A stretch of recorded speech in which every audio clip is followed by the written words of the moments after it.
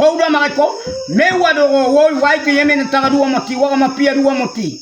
Tika ora da tota Tuhan yo wai kida ebiata. Ni mogaita na beu. Oma moti na beu. Puya mana vera na beu. Ibo puata na beu. Pina no na beu. Oyo wa yaga modo meru sakina beu. Tika ko yamme ka to pate ite tegai to ye dako. Kau koro warawa mine Soleman ke siap tete. Kau kaya ada magiara mado, giara masayator. Ini yang do bodo. Kau tahu ye mana itu bicara topi. Harus kau warawa pigau. Me hukum ko wai ko tebaga pula magai gaita. Saya tangan hukum Papua.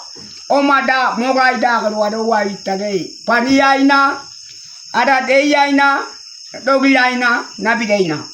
Tiara ke nabi dai kopi to parida ma warawe no kwa ke miedo warawe kita ma semayam tiara tego tiara kapi ya wage figo mai po wa ma akutina ni wa maya ani kawe meda te tega kai titaro tiara ko age